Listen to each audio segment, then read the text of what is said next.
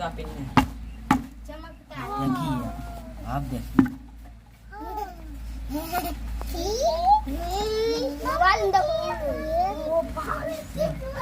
फिल्मों में नाग नागिन के किस्से ही नहीं, उनके प्रतिशोध के किस्से भी मशहूर हैं।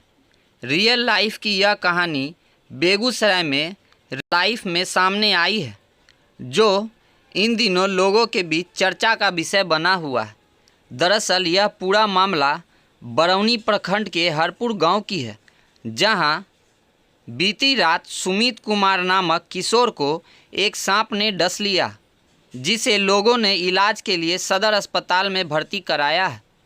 कहानी में ट्विस्ट तब आया जब परिजनों द्वारा दी गई जानकारी में यह मामला सामने आया कि इनके पूर्वजों द्वारा 10 वर्ष पूर्व घर बनाने दरमियान एक नाग देवता को मौत के घाट उतारे जाने के बाद नागिन का खतरनाक बदला देखने को मिला, जिसमें अब तक 6 लोगों की मौत हो चुकी है।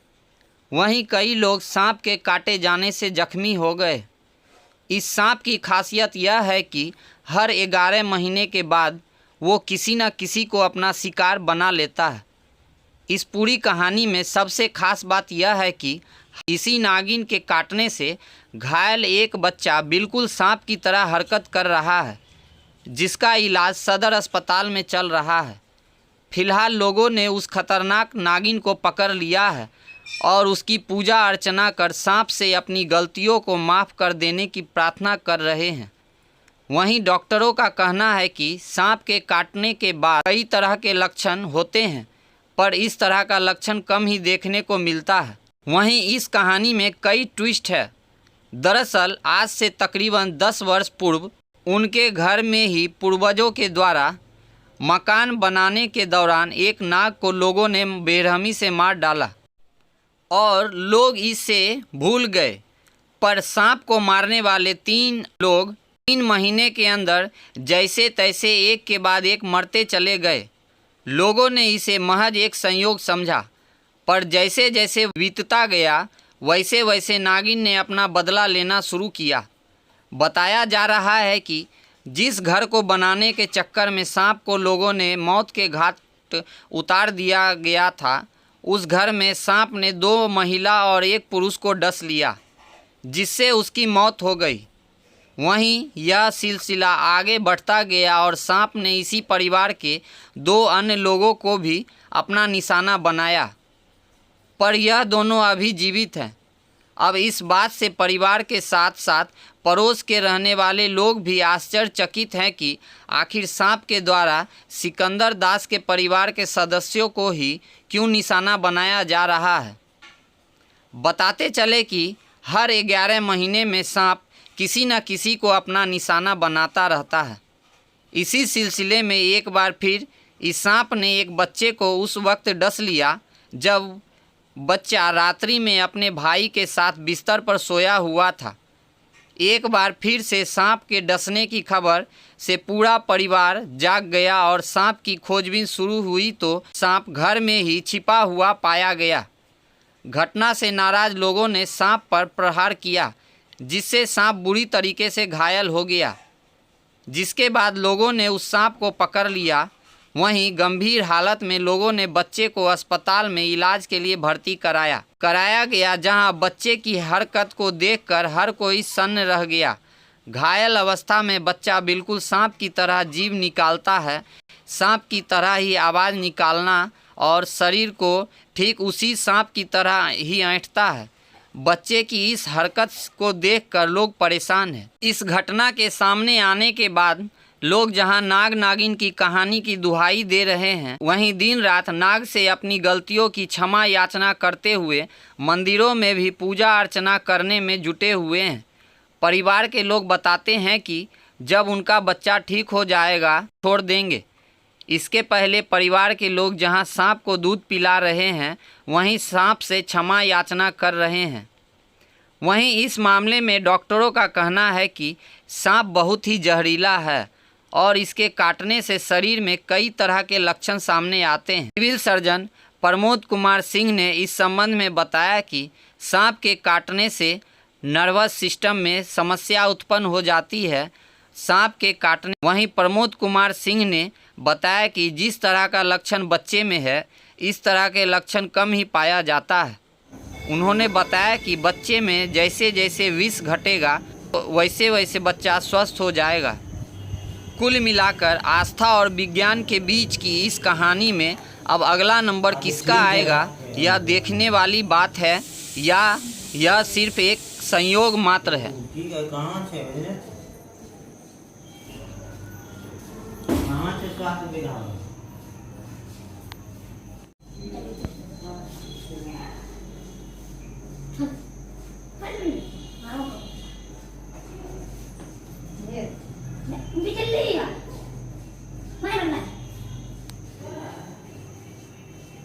हुनका बैठे में भीड़ लगे छै तऽ अथी करे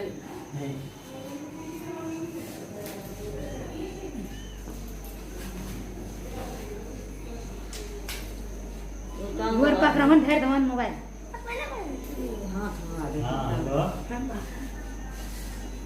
बहुत दिन पहले हमारे सासू माँ पहले डेट कर गए सांप काट के। उसके बाद कुछ दिन हम लोग तो इधर न शादी हो का है, पहले कहानी है। फिर घर में पहले जैसे मेरे मम्मी डेट हो गए ना सांप काट कर, फिर घर में एक सांप मारा गया था। बहुत दिन पहले सांप मारा गया था, हम लोग कहानी बता रहे थे मम्मी, तब मारा गया था तो वो लोग भी स्पॉट मर्डर हो गए। तकर बाद उस कहानी से बीच में बंद रहा। फिर इधर कहानी इसमें तो एक बार मम्मी फिर से काट लिया तो चलिए बस से, फिर दोबारा जेठानी काटा तो किसी तरह बच गए। अब जो मेरा बड़ी वाली जेठानी लड़का से काटा वो तो अभी भर्ती है, उसको अब कैसे होगा सब कौन स्थिति में है वो तो देखिए रहे हैं सब लोग। भगवान की मर्जी, आप भगवान करे जो कुछ ना हो। हमारा नागिन है, अपने बाल्टी में बंद करके रखे हैं उसको पकड़ के डब्बा में। उसको ना थोड़ा चोट लगा हुआ है, हम लोग जैसे मारे कुछ से उसको भला मार दिए, चोट लगा हुआ है। हाँ जीवित है। दूध दिए, कल भी दिए, सुबह भी दूध दिए, दूध तो पी रहा है।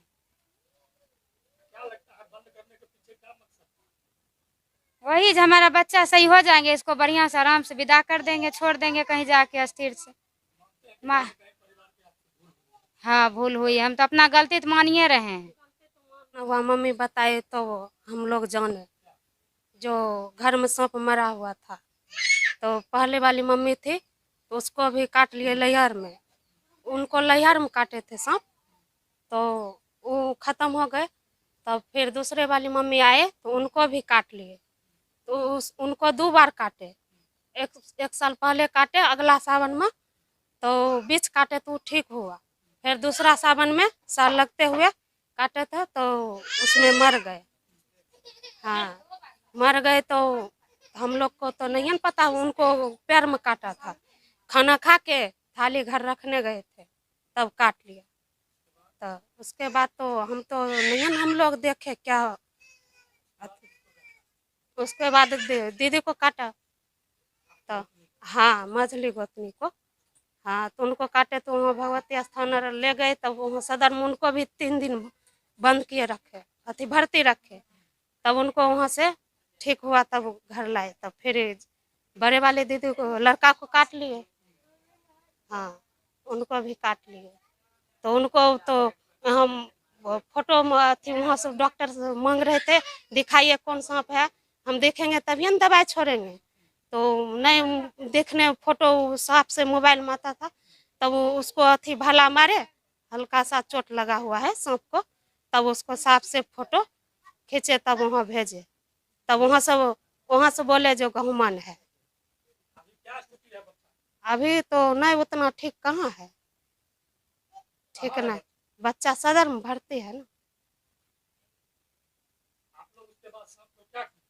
क्या कीजिएगा, बच्चा हमको ठीक हुआ तभी ना उसको अभी बंद डब्बा में बंद करके रखे हुए हैं। हाँ दूध हर दे रहे हैं, उसको सही सलामत से उसको विदा कर देंगे। हम दोनों भाई 12 मेला घूर के आए थे शाम को, फिर सोए हुए थे फोल्डिंग पर। तब हमको हमारा भाई बोला कि भैया भैया हमको न कतिन काट लिया। तब हम बोले कति काटा। फिर हम मम्मी घर में सोई हुई थी, फिर हम मम्मी को उठाए ठीक, तब मम्मी बोली टॉर्च लो, टॉर्च लेकर देखो क्या काटा उसको। तब वो नीचे हम फोल्डिंग के द्वारा ढूंढने लगे, ढूंढने तो ईटार हटाए तो देखे सांप था। और फिर हम अपने भाई को हाथ में रस्सी बांध दिए और फिर उसको थोड़ा सा खून निकाल दिए। फिर मम्मी देखी तब हमारे बड़का बाबू हैं, उनको फ़ोन किए, फिर आए। तब गरीब मोटरसाइकिल पर बैठा के सदर अस्पताल में भर्ती किए। सांप जैसे जीर निकालता है और ऐंठता है। और क्या, हमारा भाई वो अभी थोड़ा थोड़ा सुधार हो रहा है। सांप को डिब्बा में बंद किए हुए रखे हैं। हाँ, जिंदा है। हाँ, दूध देते हैं सुबह शाम। क्योंकि वह हमारे बहुत सब पुराने लोग को सांप काटे चुका है। इसको तब तब छोड़ देंगे बढ़िया जगह पर जाकर। तो पिछले 5 दशक से इन लोगों के साथ सांप वाली घटनाएं घटती आ रही है। मतलब लोगों को इनके परिवार को, इनके बड़े वाले सासू माँ को, इनके फिर दूसरा शादी हुआ उनको भी सांप काट के ही मरी थी वो। उसके बाद तीसरी बार जब फिर इनके जेठानी को काटा तो वो भी सांप काटा मगर वो बच गई। और ये सिलसिला लगातार बनते जा रहा है और लोगों के मन में एक भयावह रूप ले लिया है कि पता नहीं हमसे क्या हुआ, हम कौन सा गलती किए, कौन कुछ कर तो नहीं दिया। एक सोच, ऐसा मानसिक सोच बैठा हुआ है कि मतलब मेरे से क्या ऐसा भूल हुआ जो आए दिन मेरे ही बच्चों के साथ, मेरे परिवार के साथ इस तरह से घटना घट रहा है। और हमारा मानना है कि सांप एक प्राकृतिक है जिसे ये एक डसना ये है, लेकिन फिर भी इन लोगों के साथ ही ऐसा क्यों हो रहा है, ये एक सोचने पर, एक विचार करने पर विवश कर रहा है, हमें भी एक सोचने पर मजबूर कर रहा है।